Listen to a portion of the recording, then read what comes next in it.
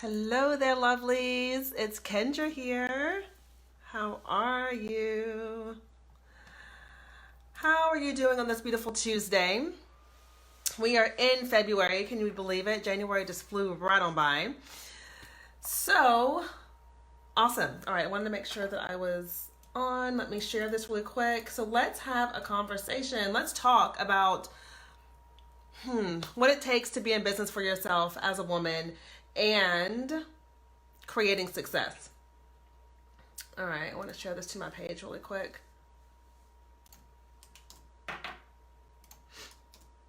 All right, there we go. All right, so I wanted to talk about this because when I first started my business, before I get started, if you're watching the replay, you know the deal. Hashtag replay in the comments so I can come back and say hi to you. And if you are here with me live and you're watching, say hello, say hi. I want to connect with you. I want to, learn more about you guys. So please comment, say hello, let me know what resonates with you and what your questions are. So I wanted to talk about this today really quickly about being in business for yourself as a female entrepreneur and what it really takes and creating success for yourself. So here's the deal. When I first started my business in 2016, I started right off the bat working with a coach to help me figure out how to launch my business, right? And now I think, I still believe that it was the best thing that I could have ever done. However, what I didn't realize at the time when I first started my business is how important your mindset is, and that the real success, creating real success in your business, yes, you have the strategy and all the things that you need to do, but more than that, what's more important is the internal work that you do. It is your mindset. It's how you feel about yourself. It's how you view yourself. It's your self-image. It's what you think about money. It's like all these different things, right? So if you're on here with me, say hi. I want to know who you are. I want to say hello to you. And so as I continued my journey into business, I slowly transitioned into focusing on mindset for myself. And then of course was like, all right, well, other women need to know these things. They need to know how to build the internal resources to build their business, to grow their business, right? And so that's what led me to really focus on mindset. But I don't, I hear, hey, Paige, we talk about it a lot, and we might hear it out there. But if you were just starting out, hey, Lynn, or maybe you've been in business for a little while and you have been doing all the things, right? You've been posting like you're supposed to. You've been networking. You've been calling up, 10 people a day. You've been reaching out to people. You've been doing all the things, but you still feel like you're kind of just pushing this boulder up a hill. You've got to stop and recognize that the reason why it feels like that and the reason why maybe you're not getting the full result that you want is because of what's going on up here, what you're thinking and what you're believing. And so what I want to share today with you is just a couple of mindset challenges that I see come up so often with the women who are in my free Facebook group. And also, hey, Lynn, how are you? Good to see you. Challenges that come up with the women in my Facebook group, and then also with my clients that I work with who, are in various occupations. Some have coaching businesses, some are real estate agents, some are in, the technology world, but they still all share the same pattern of these mindset challenges. And so I want to talk to you about this and what some of those mindsets are, and maybe you'll recognize them in yourself and know that, okay, this is something that I get to work on. So the first thing I want to touch on is the fear of being seen, right? That has been something I've seen coming up a lot lately, just in conversations that I had last week when I was at my business conference, and also with my clients. Fear of being seen. And if this is you, take note, right? Maybe you let me know in the comments if you resonate with the fear of being seen. But what it boils down to is, you're afraid, hey, Maggie, you're afraid of the criticism, right? And also putting yourself out there and really giving yourself permission to be seen, it does place you in a place of vulnerability. And most of us have learned through various life experiences that vulnerability isn't safe. That it's not safe to be vulnerable, right? And so then we make excuses, come up with all the reasons why we can't, in an effort to protect ourselves. And underneath all of that is also this feeling of things needing to be perfect, right? Like one of the biggest fears I hear with women that have, online businesses is this fear of getting on Facebook and doing a Facebook Live, right? Like I would love for you to let me know in the comments if this is you, like if you have this fear of getting on Facebook and doing a Facebook Live. And, a lot of it, what comes down to, hola, yes, vulnerability is scary. So what it comes down to is this feeling of perfectionism. Well, it has to be perfect. I got to know exactly what I want to say. What if I, fumble my words? What if nobody watches? And what if nobody listens? All of these stories start coming up when you think about putting yourself out there and being seen. And of course, it feels vulnerable because what if you do mess up? Then your brain is like, oh my God, the whole world has seen me mess up and they're going to think I don't know what I'm talking about. And all these things come up. So fear of being seen is huge. And so one of my clients that I was working with had this belief, or really this conditioning, I guess, when she grew up that, you are seen and not heard. Right? And now I remember that too growing up, like, okay, when you're a kid, it's like you're to be seen and not heard. And so if that is your thing, if you resonate with that, if you recognize that, then as you grow up and blossom into this beautiful woman that you are, and you decide that you want to start a business, that belief, that conditioning is going to come back up again. Because you were, brought up to believe that you were to be seen and not heard. And that hurts you in business, because in business, you got to be seen, right? So that you can actually have a business. All right, so let's move on. So the next one is fear of rejection. And this is a big one too, because as young girls, we're taught to play it safe, right? Don't get hurt, play it safe. Whereas boys, on the other hand, it's like, oh, they're just being boys, they're being rough, whatever. But we're conditioned as young girls to play it safe, right? To not get hurt. And so that evolves into this fear of rejection. We don't want to be rejected. And we're afraid of making the wrong choice. And so how many times have you waffled back and forth because you're afraid of making the wrong choice? And so what it comes down to is this idea that making no choice seems safer than making a bad choice.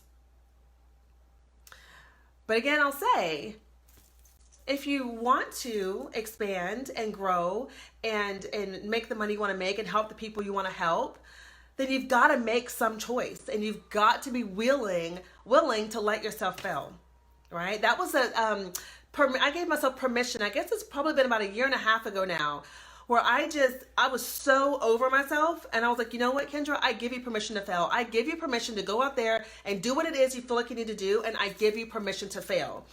Because you've got to know deep down that even if you do fail, you're going to get right back up again, you're going to learn from it, you're going to take notes, and you're going to do better the next time. Right? So the next one I want to tap into is unworthiness.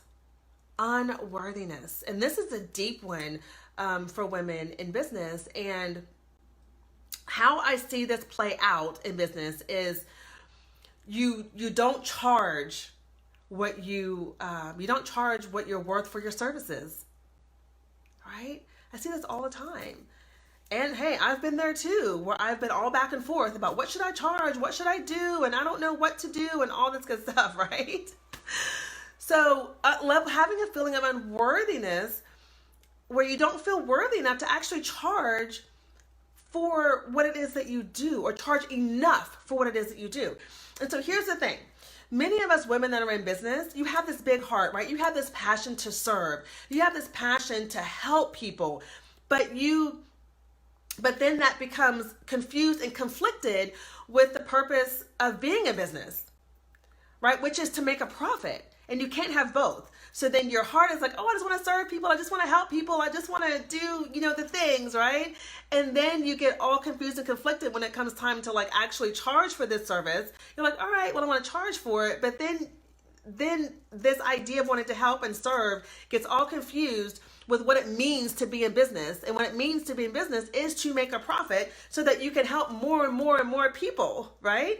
And so it's not a game of either or. It's not a game of, well, I'm going to help people and I'm going to be of service and I'm not really going to charge much. Or I'm going to be that woman who is greedy and has all the money. And, it's not an either or, it's an and. It is, I am going to be of service. I am going to help those who need what I have. And I get to make a profit so I can help even more people because I'm worthy of that. And along those lines, it's also looking at what are your beliefs that you have around money? What beliefs do you hold around women who make lots of money, right? Now, I can go down a rabbit hole with this one to tell you about all the conditioning and all the messaging we receive as girls and as women when it comes to being a powerful, successful woman, but I won't go there. But just something for you to think about, right? Are you giving yourself the opportunity to actually make a profit in your business and to actually take care of your family and the things that you want to do and your vision and your goals, right? You are in business. You're a businesswoman. All right, so here's the last one that I want to really tap into is this belief of I'm not good enough. And to be honest, like this was, and it still is, I still get to work through this as a theme in my life is I'm not good enough. I hear that all the time. And it fascinates me. I'm so fascinated when I hear women share this with me because the women I work with are, when I look at what they have accomplished and what they're doing, I'm like, oh my gosh. I'm like, you're doing it. You're so successful. You've done this, you've done that. You're doing this, you're doing that. I'm like, I can see their gifts and their value, but for some reason they feel like, I don't know if I'm good enough to do that. I don't know if I'm good enough to have this business or to create this program or to do this thing. I don't know if I know enough. Right? That comes up. So then you think you got to have all these different levels of certifications and stuff in order to just do what it is that you're gifted to do. Right? And so like check in with yourself on that and ask yourself if you are feeling like maybe you're not good enough to do the thing that you want to do. Maybe you're feeling like, I don't know if I know enough, or, who's going to listen to me? And so the one thing I'll share with you around this is that it's so important to put yourself in spaces around people who can reflect your gifts and your value back to you. That has been probably the second best thing I've done as I've been on this entrepreneurial journey is putting myself in environments with other people who are doing the same work that I'm doing, who can reflect back to me my values, who can see me in a way that maybe I haven't seen myself. So how can you do that? How can you put yourself in environments where people can see you in a way that maybe you haven't seen yourself? Because then that can help you really shift your self-image and really begin to embody and recognize and understand more of what you have to give, right? So that could be masterminds, that could be, being in community with people, that could be working with a coach privately or working in a group program, getting into a networking group that feels good for you. But getting in spaces where people can see you, right? So that you can begin to then see yourself. Because we have all these layers and all this conditioning. And so we've got to break out of that. And in order to break out of that, you've got to put yourself in spaces with people who are doing the same, who can encourage you, who can support you, right? So how could you do that for yourself is what I would ask you. And so at the end of the day, I think the truth that I want to share with you around being in business for yourself and being an entrepreneur is that you must have unshakable belief in yourself, in your abilities, and what it is that you bring to the world, right? And it is a must that you do the inside work because success is an inside out game. Right? If you would have told me that 5 years ago, I'd have been like, oh no, you just got to go out there and work hard and hustle and grind and do your thing and you'll be successful. And yeah, you can get there that way, but to have sustainable, lasting, meaningful, fulfilling success for yourself, you got to work on the inside. You have to do the inside work. And I know this, and I'm so passionate about this because I see it in myself, right? Like I do this for myself, and I see the change that happens when I take the time to go to the course, to go to the conference, to invest in the coach, to do the program, to read the book, to continuously be writing in my journal, listing out what I want to believe and all those things. I see the shifts and the breakthroughs and the changes. And so it always has to start inside first. So what can you do to begin working on your inside, your internal game, so that it reflects positively on the outside? I would love to know. I would love for you to share it with me. So I'm going to leave you with that, but let me know in the comments what you think, what has come up for you, if you resonated with any of these mindset challenges that I just shared with you. If you have any questions, I'd love to know in the comments. And hi, Maya. My daughter's name is Maya. So let me know what you think in the comments. And if you feel like you need that extra support, you need that person who can hold you accountable, who can help you shift, the way that you're thinking about yourself or seeing yourself, reach out to me and let's have a conversation. Okay, good. Go back and watch. Yes, absolutely. Reach out to me and let me know how I can support you and help you to shift, the inside game, so that your outside game can also reflect that. Because that's what I love to do. I love to support female entrepreneurs in living their best life and in really growing a business that they love and feel fulfilled with. Okay. So, all right, let's see. So Maya's a good name. Yes, told my mama too. It is a good name. So pricing is an issue. How do you price? Ooh. How do you price? Here's the thing. This might be another Facebook Live, but I do not have a formula for how I price, right? I know that some people will say, do this formula and you can price this way. Here's what I believe. You've got to, as you're doing the work on the inside, right, on yourself, you've got to price at a place that feels good for you. So I'll share this with you. I have a signature course. It's called Break Through Your Limits, right? And when I first created this course back in 2016, I was mortified and terrified to even put a price tag on it, because I was like, I don't know how to do this, and what if nobody pays, and what if it's too high, and I had all the stories.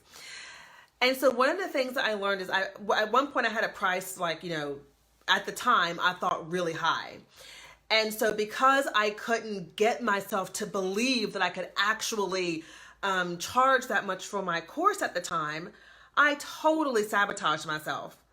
I didn't put it out there. I didn't market it like I should. I didn't speak of it in a way where I really believed in it, right? And so what I learned to do is I said, okay, Kendra, let's play with some numbers. And I just sat down playing with numbers. What if I priced it at this? Does this feel good? What if I priced it at that? Does that feel good? Ooh, that feels like really, really, really scary. Ooh, but this one here feels like, yes, that feels good. That feels exciting. And it feels like a little bit of a stretch, but not too far of a stretch, right? And so I started there. And then every time I launched that course again, I would bump the price up some more. So I stair-stepped my pricing. And so what I would share with you, Maggie, with that is to start at a place that feels good for you, but also feels like a little bit like it's pushing you to the edge a little bit, right? And go with it. Don't sit and waffle in it and wonder back and, I don't know. Go with it full force, put it out there, own it, market it, do all the things, right? And then look for the feedback. Hey, Candy. Hey, Kristen. Pay attention to the feedback that you receive, right? And then do the work, the internal work around owning what it is that you have decided is your price. Do the internal work. Write out the affirmations. Write out what it is that how you see yourself. Write out this new vision. Do all the internal work, so that you can align yourself with what it is that you're pricing at. Okay. And the last thing I'll say, which I just said a few moments ago, but you've got to own it, right? You have to own it and know that you're worth it. But start at a place that feels good. All right. Hey, Vicky. So let me know what you think about that. If that helps you, I really hope that does help you, Maggie. Let me know. And if anyone else has any questions, please place your questions below. Let me know what they are. If you desire support around getting out of your head and getting into action, let me know. I'll place my link below and we can have a chat and I can share with you how I can support you. Okay? So thank you all so much for being here. If you're just hopping on, go back and watch the beginning. If you're a replay viewer, still leave me a comment and let me know what you think and I'll come back and connect with you, okay? All right. Love you all so much. Bye.